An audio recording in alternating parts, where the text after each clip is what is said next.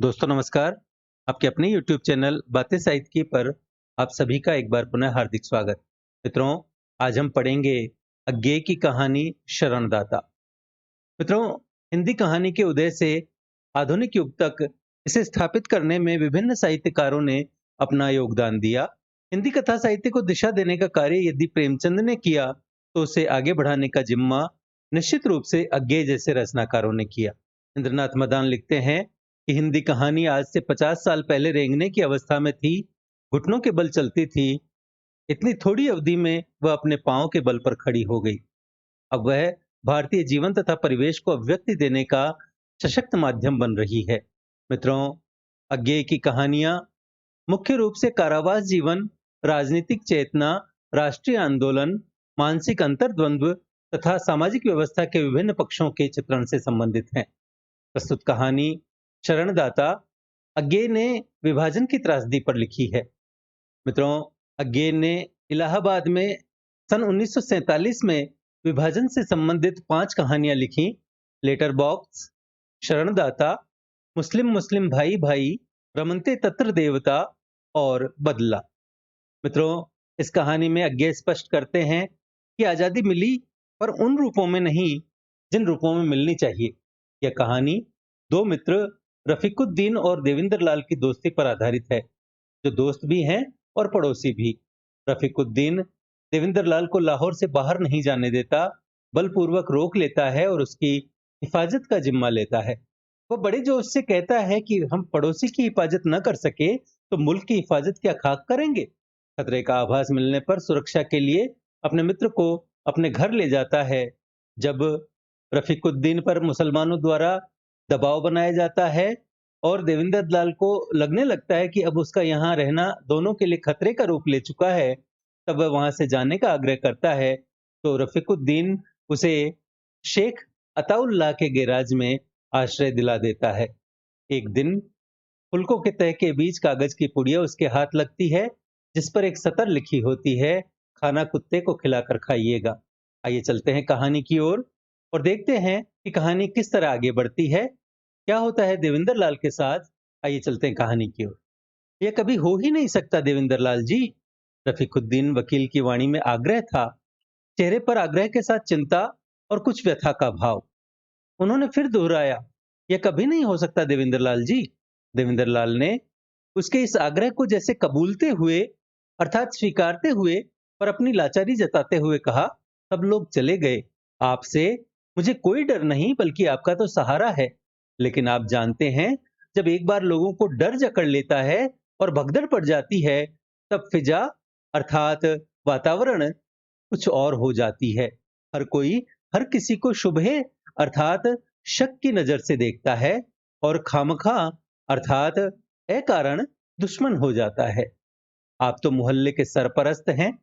सरपरस्त अर्थात मुखिया या प्रतिष्ठित व्यक्ति, पर बाहर से आने जाने वालों का क्या ठिकाना है। आप तो देख ही रहे हैं कैसी कैसी वारदातें हो रही हैं। वारदातें अर्थात घटनाएं। रफीकुद्दीन ने बात काटते हुए कहा, नहीं साहब, हमारी नाक कट जाएगी। मित्रों, नाक कट जाना मुहावरा है जिसका अर्थ होता है अपमान होना।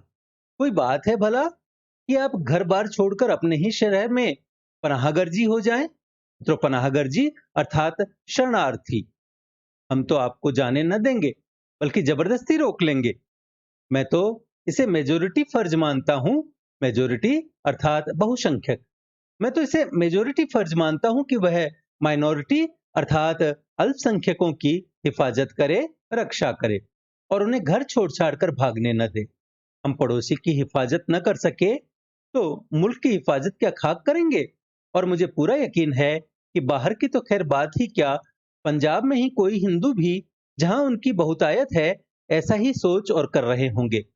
आप न जाइए, न जाइए, आपकी हिफाजत की जिम्मेदारी मेरे सिर। बस। देवेंद्र लाल के पड़ोस के हिंदू परिवार धीरे धीरे एक एक करके खिसक गए थे। होता यह है कि दोपहर शाम जब कभी साक्षात होता अर्थात आमना सामना होता, देवेंद्र लाल पूछते, कहो लाल जी या बाऊ जी या पंडित जी, क्या सलाह बनाई है आपने। और वे उत्तर देते, जी सलाह क्या बनाई है, यहीं हैं, देखी जाएगी। पर शाम को या अगले दिन सवेरे देवेंद्र लाल देखते कि वे चुपचाप जरूरी सामान लेकर कहीं खिसक गए हैं, कोई लाहौर से बाहर, कोई लाहौर में ही हिंदुओं के मोहल्ले में। और अंत में यह परिस्थिति आ गई कि अब उनके दाहिनी ओर 4 मकान खाली छोड़कर एक मुसलमान गुजर का अहाता था, जिसमें एक ओर गुजर की भैंस और दूसरी ओर कई छोटे-मोटे मुसलमान कारीगर रहते थे।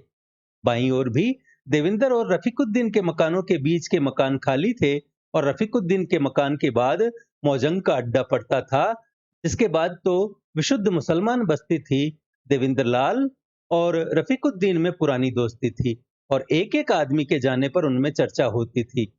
अंत में जब एक दिन देविंदर लाल ने जताया कि वह भी चले जाने की बात पर विचार कर रहे हैं, तब रफीकुद्दीन को धक्का लगा और उन्होंने व्यथित स्वर में कहा, देविंदर लाल जी, आप भी? रफीकुद्दीन का आश्वासन पाकर देविंदर लाल रह गए। तब यह तय हुआ कि अगर खुदा न करे कोई खतरे की बात हुई भी, तो रफीकुद्दीन उन्हें पहले ही खबर कर देंगे और हिफाजत का इंतजाम कर देंगे, चाहे जैसे हो। देवेंद्र लाल की स्त्री तो कुछ दिन पहले की जालंधर मायके गई हुई थी। उसे लिख दिया गया कि अभी न आए, वहीं रहे। रह गए देवेंद्र और उनका पहाड़िया नौकर संतू। किंतु यह व्यवस्था बहुत दिन नहीं चली। चौथे ही दिन सवेरे उठकर उन्होंने देखा संतू भाग गया है।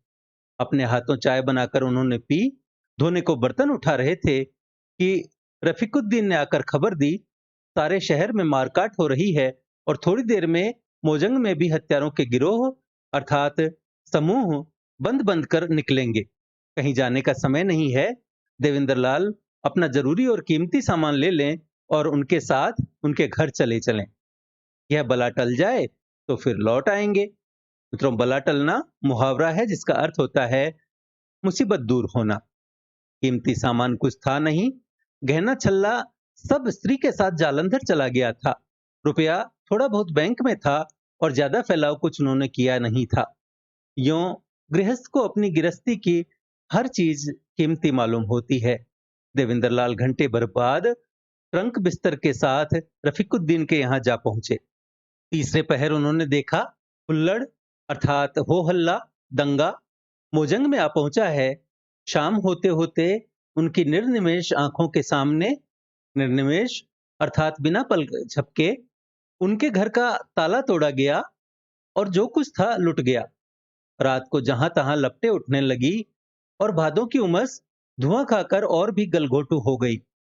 रफीकुद्दीन भी आंखों में पराजय लिए चुपचाप देखते रहे। केवल एक बार उन्होंने कहा, यह दिन भी देखने को और आजादी के नाम पर, या अल्लाह। लेकिन खुदा जिसे घर से निकालता है उसे फिर गली में भी पनाह नहीं देता। देवेंद्र लाल घर से बाहर तो निकल ही न सकते, रफीकुद्दीन ही आते जाते। काम करने का तो वातावरण ही नहीं था। वे घूम घाम आते, बाजार कराते और शहर की खबर ले आते, देवेंद्र को सुनाते और फिर दोनों बहुत देर तक देश के भविष्य की आलोचना किया करते। देवेंद्र ने पहले तो लक्ष्य नहीं किया, लेकिन बाद में पहचानने लगा कि रफीकुद्दीन की बातों में कुछ चिंता का और कुछ एक और पीड़ा का भी स्वर है, जिसे वह नाम नहीं दे सकता। थकान, उदासी, विरक्ति, पराजय, न जाने। मित्रों, विरक्ति अर्थात किसी के प्रति प्रेम या सहानुभूति आदि न रह जाने का भाव। शहर तो वीरान हो गया था, जहां तहां लाशें सड़ने लगी, घर लुट चुके थे और अब जल रहे थे। शहर के एक नामी डॉक्टर के पास कुछ प्रतिष्ठित लोग गए थे, यह प्रार्थना लेकर कि वे मोहल्लों में जावें, उनकी सब लोग इज्जत करते हैं, इसलिए उनके समझाने का असर होगा और मरीज भी वे देख सकेंगे। वे दो मुसलमान नेताओं के साथ निकले, 2-3 मोहल्ले घूमकर मुसलमानों की बस्ती में एक मरीज को देखने के लिए स्टेथोस्कोप निकालकर मरीज पर झुके थे कि मरीज के ही एक रिश्तेदार ने पीठ में छुरा भोंक दिया। हिंदू मोहल्ले में रेलवे के कर्मचारी ने बहुत से निराश्रितों को अपने घर में जगह दी थी। निराश्रित अर्थात बेसहारा, जिनके घर बार सब लुट चुके थे। पुलिस को उसने खबर दी थी कि वे निराश्रित उसके घर टिके हैं, हो सके तो उनके घरों और माल की हिफाजत की जाए। पुलिस ने आकर शरणागतों के साथ उसे और उसके घर की स्त्रियों को गिरफ्तार कर लिया और ले गई। पीछे घर पर हमला हुआ, लूट हुई और घर में आग लगा दी गई। 3 दिन बाद उसे और उसके परिवार को थाने से छोड़ा गया और हिफाजत के लिए हथियारबंद पुलिस के 2 सिपाही साथ किए गए। थाने से 50 कदम के फासले पर पुलिस वालों ने अचानक बंदूक उठाकर उस पर और उसके परिवार पर गोली चलाई। वह और 3 स्त्रियां मारी गईं। उसकी मां और स्त्री घायल होकर गिर गई और सड़क पर पड़ी रहीं। विषाक्त वातावरण, द्वेष और घृणा की चाबुक से तड़फड़ाते हुए हिंसा के घोड़े, विष फैलाने को संप्रदायों के अपने संगठन और उसे भड़काने को पुलिस और नौकरशाही। मित्रों, नौकरशाही अर्थात प्रशासन तंत्र। देवेंद्र लाल को अचानक लगता कि वह और रफीकुद्दीन ही गलत हैं, जो कि बैठे हुए हैं, जबकि सब कुछ भड़क रहा है, उफन रहा है, झुलस और जल रहा है। और वे लक्ष्य करते हैं कि वह अस्पष्ट स्वर जो वे रफीकुद्दीन की बातों में पाते थे, धीरे धीरे कुछ स्पष्ट होता जाता है, एक लज्जित सी रूखाई का स्वर। हिंदुस्तान पाकिस्तान की अनुमानित सीमा के पास एक गांव में कई सौ मुसलमानों ने सिखों के गांव में शरण पाई। अंत में जब आसपास के गांव के और अमृतसर शहर के लोगों के दबाव ने उस गांव में उनके लिए फिर आसन्न संकट की स्थिति पैदा कर दी, तब गांव के लोगों ने अपने मेहमानों को अमृतसर स्टेशन पहुंचाने का निश्चय किया, जहां से वे सुरक्षित मुसलमान इलाके में जा सकें। और 200-250 आदमी कृपाने निकाल कर उन्हें घेरे में लेकर स्टेशन पहुंचा आए। किसी को कोई क्षति नहीं पहुंची। मित्रों, आसन्न संकट अर्थात बिल्कुल नजदीक, बेहद समीप संकट, और कृपान अर्थात सिखों द्वारा धारण की जाने वाली तलवार। घटना सुनकर रफीकुद्दीन ने कहा, आखिर तो लाचारी होती है, अकेले इंसान को झुकना ही पड़ता है। यहां तो पूरा गांव था, फिर भी उन्हें हारना पड़ा, लेकिन आखिर तक उन्होंने निभाा, इसकी दाद देनी चाहिए। वे उन्हें पहुंचा आए। देवेंद्र लाल ने हामी भरी। मित्रों, हामी भरना अर्थात सहमति जताना। लेकिन सहसा पहला वाक्य उनके स्मृति पटल पर उभर आया, आखिर तो लाचारी होती है, अकेले इंसान को झुकना ही पड़ता है। उन्होंने एक तीखी नजर से रफीकुद्दीन की ओर देखा, पर वे कुछ बोले नहीं। अपराह्न अर्थात दोपहर में 6-7 आदमी रफीकुद्दीन से मिलने आए। रफीकुद्दीन ने उन्हें अपनी बैठक में ले जाकर दरवाजे बंद कर लिए। 1.5-2 घंटे तक बातें हुई। सारी बात प्रायः धीरे धीरे ही हुई। बीच बीच में कोई स्वर ऊंचा उठ जाता और एक आध शब्द देवेंद्र लाल के कान में पड़ जाता। बेवकूफी, गद्दारी, इस्लाम। मित्रों, गद्दारी अर्थात विश्वासघात। वाक्यों को पूरा करने की कोशिश उन्होंने आयास पूर्वक नहीं की। 2 घंटे बाद जब उनको विदा करके रफीकुद्दीन बैठक से निकल कर आए, तब भी उनसे लपक कर पूछने की स्वाभाविक प्रेरणा को उन्होंने दबाया। पर जब रफीकुद्दीन उनकी ओर न देखकर खिंचा हुआ चेहरा झुकाए, उनकी बगल से निकलकर बिना एक शब्द कहे भीतर जाने लगे, तब उनसे न रहा गया और उन्होंने आग्रह के स्वर में पूछा, क्या बात है रफीक साहब, खैर तो है? रफीकुद्दीन ने मुंह उठाकर एक बार उनकी ओर देखा, बोले नहीं, फिर आंखें झुका ली। अब देवेंद्र लाल ने कहा, मैं समझता हूं कि मेरी वजह से आपको जलील होना पड़ रहा है। मित्रों, जलील होना अर्थात अपमानित होना, और खतरा उठाना पड़ रहा है सो अलग। लेकिन आप मुझे जाने दीजिए, मेरे लिए आप जोखिम में न पड़े। जोखिम में पड़ना अर्थात खतरे में पड़ना। आपने जो कुछ किया है उसके लिए मैं बहुत शुक्रगुजार अर्थात कृतज्ञ हूं, एहसानमंद हूं। आपका एहसान। रफीकुद्दीन ने दोनों हाथ देवेंद्र लाल के कंधों पर रख दिए, कहा, देवेंद्र लाल जी। उनकी सांस तेज चलने लगी। सांस तेज चलना अर्थात वे उत्तेजित हो गए। फिर वे सहसा भीतर चले गए। लेकिन खाने के वक्त देवेंद्र लाल ने फिर सवाल उठाया। बोले, आप खुशी से न जाने देंगे तो मैं चुपचाप खिसक जाऊंगा। आप सच सच बतलाइए, आपसे उन्होंने कहा क्या? धमकियां देते रहे और क्या? फिर भी क्या धमकी आखिर? धमकी को भी क्या होती है क्या? उन्हें शिकार चाहिए, हल्ला करके न मिलेगा तो आग लगा कर लेंगे। ऐसा? तभी तो मैं कहता हूं, मैं चला। मैं इस वक्त अकेला आदमी हूं, कहीं निकल ही जाऊंगा। आप घर बार वाले आदमी, ये लोग तो सब तबाह कर डालने पर तुले हैं, गुंडे हैं बिल्कुल। मैं आज ही चला जाऊंगा। यह कैसे हो सकता है? आखिर आपको चले जाने से हम ही ने रोका था, हमारी भी तो कुछ जिम्मेदारी है। आपने भला चाहकर ही रोका था, उसके आगे कोई जिम्मेदारी नहीं है। आप जाएंगे कहाँ? देखा जाएगा। नहीं, यह नामुमकिन बात है। नामुमकिन अर्थात असंभव। किंतु बहस के बाद तय हुआ कि देवेंद्र लाल वहां से टल जाएंगे। रफीकुद्दीन और कहीं पड़ोस में उनके एक और मुसलमान दोस्त के यहाँ छिपकर रहने का प्रबंध कर देंगे। वहां तकलीफ तो होगी, पर खतरा नहीं होगा, क्योंकि देवेंद्र लाल घर में रहेंगे। वहां पर रहकर जान की हिफाजत तो रहेगी। तब तक कुछ और उपाय सोचा जाएगा निकलने का। देवेंद्र लाल शेख अताउल्लाह के अहाते के अंदर पिछली तरफ पेड़ों के झुरमुट की आड़ में बनी हुई एक गैराज में पहुंच गए। मित्रों, गैराज अर्थात मोटर गाड़ी खड़ी करने की जगह। ठीक गैराज में तो नहीं, गैराज के बगल में एक कोठरी थी, जिसके सामने दीवारों से घिरा एक छोटा सा आंगन था। पहले शायद यह ड्राइवर के रहने के काम आती हो। कोठरी में ठीक सामने और गैराज की तरफ के किवाड़ों को छोड़कर खिड़की वगैरह नहीं थी। एक तरफ खाट पड़ी थी, आले में एक लोटा, फर्श कच्चा मगर लिपा हुआ। गैराज के बाहर लोह की चादर का मजबूत फाटक था, जिसमें ताला पड़ा था। फाटक के अंदर ही कच्चे फर्श में एक गड्ढा सा खुदा हुआ था, जिसकी एक ओर चूना मिली मिट्टी का ढेर और एक मिट्टी का लोटा देखकर गड्ढे का उपयोग समझते देर न लगी। मित्रों, यह गड्ढा शौचादि से निवृत्त होने के लिए था। देवेंद्र लाल का ट्रंक और बिस्तर जब कोठरी के कोने में रख दिया गया और बाहर आंगन का फाटक बंद करके उसमें भी ताला लगा दिया गया, तब थोड़ी देर वे हतबुद्धि खड़े रहे। यह है आजादी। पहले विदेशी सरकार लोगों को कैद करती थी, वे आजादी के लिए लड़ना चाहते थे।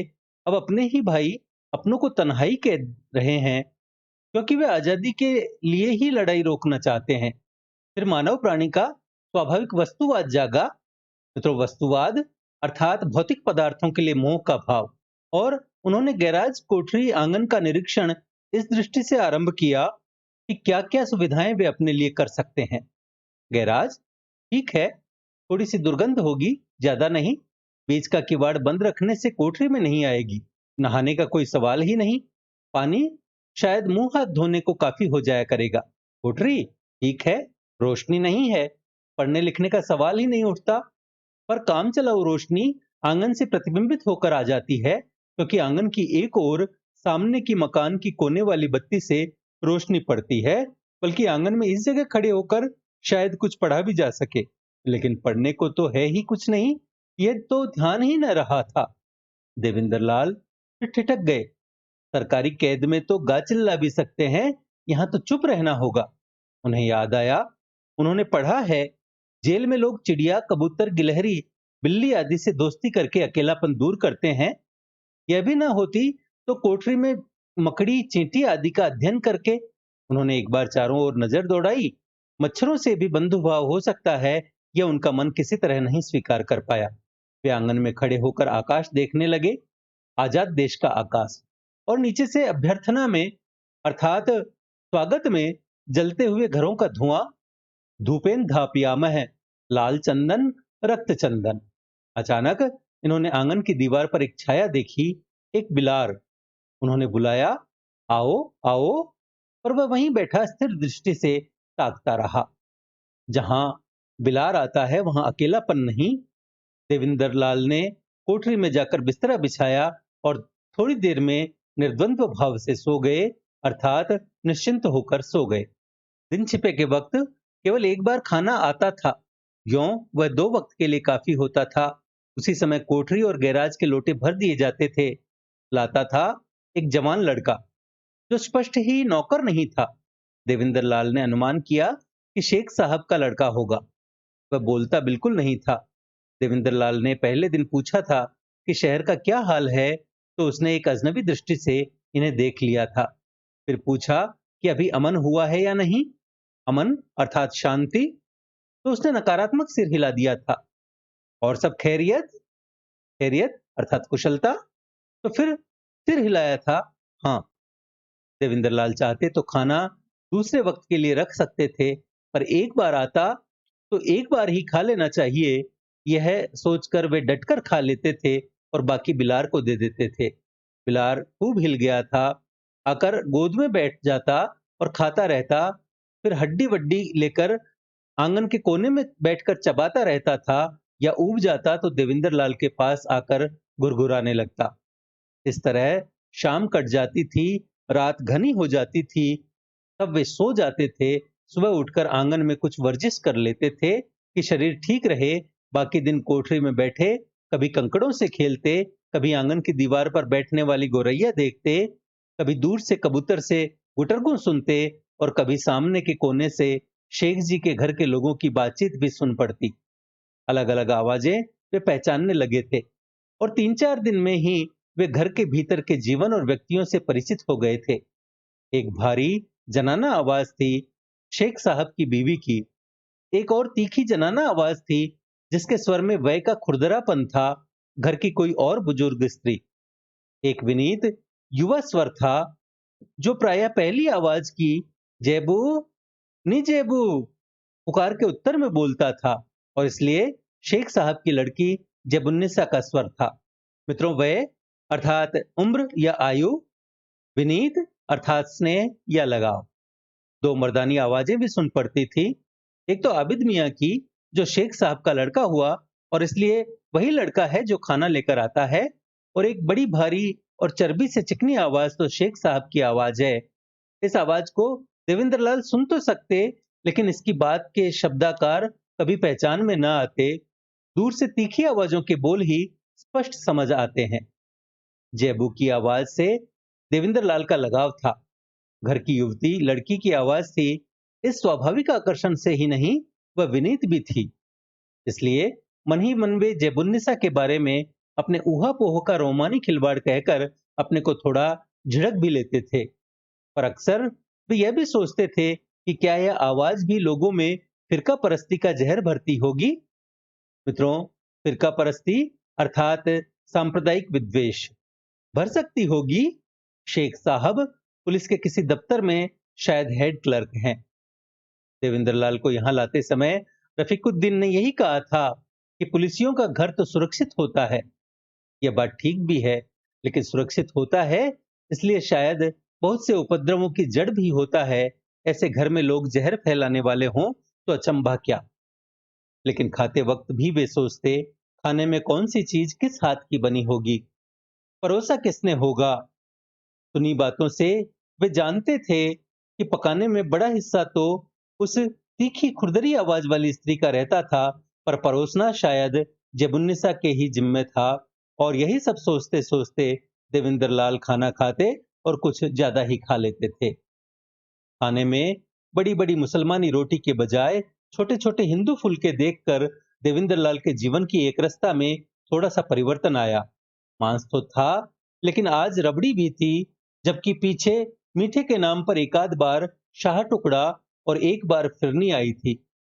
आबिद जब खाना रखकर चला गया, तब देवेंद्र लाल क्षण भर उसे देखते रहे। उनकी उंगलियां फुलकों से खेलने सी लगी। उन्होंने एकाध को उठाकर फिर रख दिया। पल भर के लिए अपने घर का दृश्य उनकी आंखों के आगे दौड़ गया।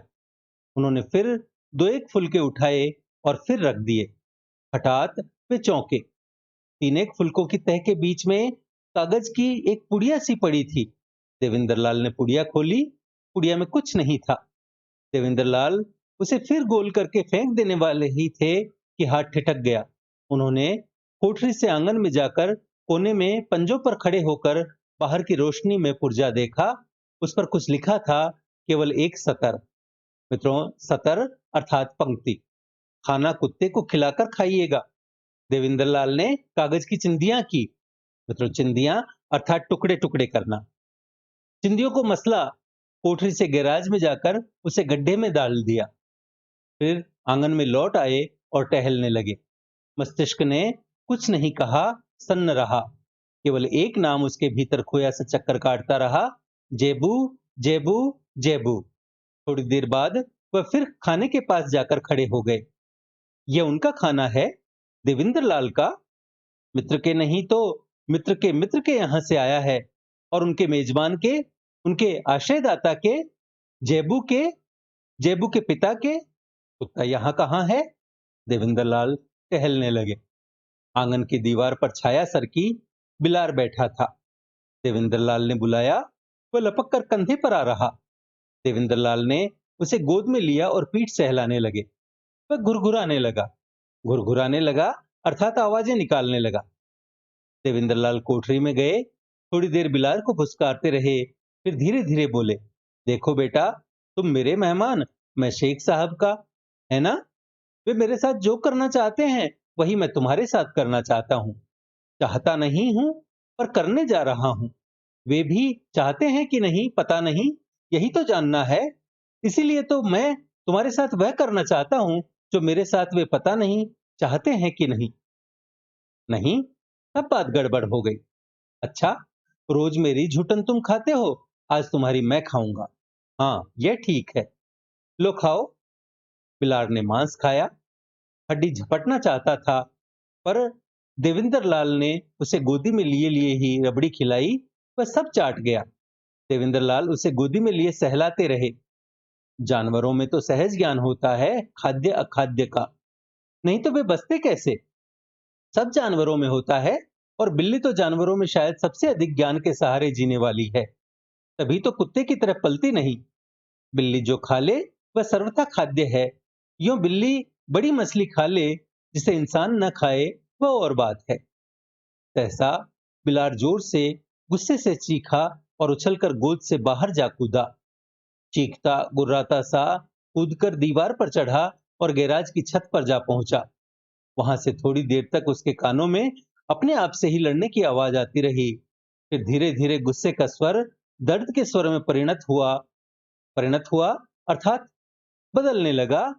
फिर एक करुण रिरियाहट में, एक दुर्बल चीख में, एक बुझती हुई सी कराह में, फिर एक सहसा चुप हो जाने वाली लंबी सांस में। मर गया? देवेंद्र लाल फिर खाने को देखने लगे। वह कुछ साफ साफ दिखता हो सो नहीं, पर देवेंद्र लाल जी की आंखें निस्पंद उसे देखती रहीं। निस्पंद अर्थात बिना पलक झपकाए। आजादी, भाईचारा, देश, राष्ट्र। एक ने कहा कि हम जोर करके रखेंगे और रक्षा करेंगे, और घर से निकाल दिया। दूसरे ने आश्रय दिया और विष दिया, और साथ में चेतावनी कि विष दिया जा रहा है। देवेंद्रलाल का मन ग्लानि से उमड़ आया। इस धक्के को राजनीति की भुरभुरी रेत की दीवार के सहारे नहीं, दर्शन के सहारे ही झेला जा सकता था। देवेंद्रलाल ने जाना कि दुनिया में खतरा बुरे की ताकत के कारण नहीं, अच्छे की दुर्बलता के कारण है। भलाई की साहसहीनता ही बड़ी बुराई है। घने बादल से रात नहीं होती, सूरज के निस्तेज हो जाने से होती है। उन्होंने खाना उठाकर बाहर आंगन में रख दिया, 2 घूंट पानी पिया, फिर टहलने लगे। तनिक देर बाद उन्होंने आकर ट्रंक खोला, एक बार सरसरी दृष्टि से सब चीजों को देखा, फिर ऊपर के खाने में 2-1 कागज, 2-1 फोटो, एक सेविंग बैंक की पासबुक और एक बड़ा सा लिफाफा निकालकर एक काले शेरवानी नुमा कोट की जेब में रखकर कोट पहन लिया। आंगन में आकर एक क्षण भर कान लगाकर सुना, फिर वे आंगन की दीवार पर चढ़कर बाहर फांद गए और बाहर सड़क पर निकल आए। वे स्वयं नहीं जान सके कि कैसे। इसके बाद की घटना घटना नहीं है। घटनाएं सब अधूरी होती हैं, पूरी तो कहानी होती है। कहानी की संगति मानवीय तर्क या विवेक या कला या सौंदर्य बोध की बनाई हुई संगति है, इसलिए मानव को दिख जाती है और वह पूर्णता का आनंद पा लेता है। घटना की संगति मानव पर किसी शक्ति की, कह लीजिए काल या प्रकृति या संयोग या देव या भगवान की बनाई हुई संगति है, इसलिए मानव को सहसा नहीं भी दिखती। इसलिए इसके बाद जो कुछ हुआ और जैसे हुआ वह बताना जरूरी नहीं। इतना बताने से काम चल जाएगा कि 1.5 महीने बाद अपने घर का पता लेने के लिए देवेंद्र लाल अपना पता देकर दिल्ली रेडियो से अपील करवा रहे थे, तब एक दिन उन्हें लाहौर की मुहर वाली एक छोटी सी चिट्ठी मिली थी। आप बचकर चले गए, इसके लिए खुदा का लाख लाख शुक्र है। मैं मनाती हूं कि रेडियो पर जिनके नाम आपने अपील की है वे सब सलामती से आपके पास पहुंच जाएं। सलामती से अर्थात सकुशल। अब्बा ने जो किया या करना चाहा उसके लिए मैं माफी मांगती हूँ, और यह भी याद दिलाती हूँ कि उसकी काट मैंने ही कर दी थी।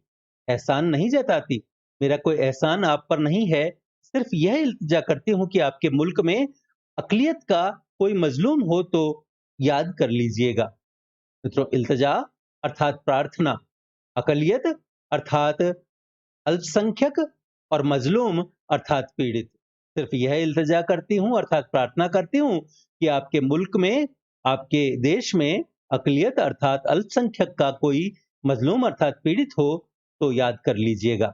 इसलिए नहीं कि वह मुसलमान है, इसलिए कि आप इंसान हैं। खुदा हाफिज। देवेंद्र लाल की स्मृति में शेखुल्लाह की चर्बी से चिकनी भारी आवाज गूंज गई, जैबू जैबू। और फिर गैराज की छत पर छटपटाकर धीरे धीरे शांत होने वाली बिलार की वह दर्द भरी कराह जो केवल एक लंबी सांस बनकर चुप हो गई थी। उन्होंने चिट्ठी को छोटी सी गोली बनाकर चुटकी से उड़ा दी। मित्रों, कहानी यहाँ समाप्त होती है। मित्रों, इस कहानी में अज्ञे ने परिवेश के दबाव के माध्यम से व्यक्ति के अंतर्मन के बदलाव को बड़ी सूक्ष्मता से व्यंजित किया है। परिवेशगत यह दबाव और बाहर हो रहे दंगों ने दो मित्रों को मित्र की जगह हिंदू और मुसलमान में बदल दिया, आश्रयदाता और आश्रित बना दिया। फिर भी रफीकुद्दीन के पास थोड़ी मानवीयता बची है कि वह उसे अताउल्लाह के पास भेजता है, जो चाहता तो देवेंद्र लाल की रक्षा कर सकता था, पर वह विष देकर उसकी हत्या करना चाहता है। अज्ञे जी ने इस कहानी में दिखाया है कि विभाजन के समय किस तरह मानवीय संवेदनाएं धूमिल हो चुकी हैं, लोगों में नैतिक मूल्यों का निरंतर ह्रास हो रहा है। इस कहानी में शरणागत के दो भिन्न आयामों को दिखाया गया है। एक तरफ रफीकुद्दीन है जो व्यवस्थाओं से घिरकर पराजित हो जाता है या समझौतावादी रुख अपना लेता है। दूसरी तरफ शेख अताउल्लाह है जो विवश नहीं है, फिर भी वह देवेंद्र लाल की रक्षा करने का भार नहीं उठाना चाहता। मानवीय मूल्यों के अवमूल्यन ने हिंसा और घृणा का विषाक्त वातावरण सृजित किया है, जिसमें मानवीयता अर्थविहीन हो चुकी है। जैबू के चरित्र के द्वारा अज्ञे ने उन आदर्शों को स्थापित करने का प्रयास किया है जो तत्कालीन समय में मानवीयता की रक्षा के लिए प्रेरक हैं। तो मित्रों, यह थी हमारी आज की कहानी शरणदाता, जिसका रचना काल है 1947 ईस्वी। आशा है आपको हमारा यह प्रयास पसंद आया होगा। वीडियो को लाइक करें, अपने मित्रों के साथ साझा करें। पीडीएफ तथा अन्य सहायता के लिए हमसे टेलीग्राम पर जुड़ें। बातें साहित्य की चैनल को सब्सक्राइब करें और भविष्य के सभी वीडियोज की सूचना अपने तक सबसे पहले पहुंचाने के लिए घंटी वाला बटन दबाएं और देखते रहें बातें साहित्य की। धन्यवाद।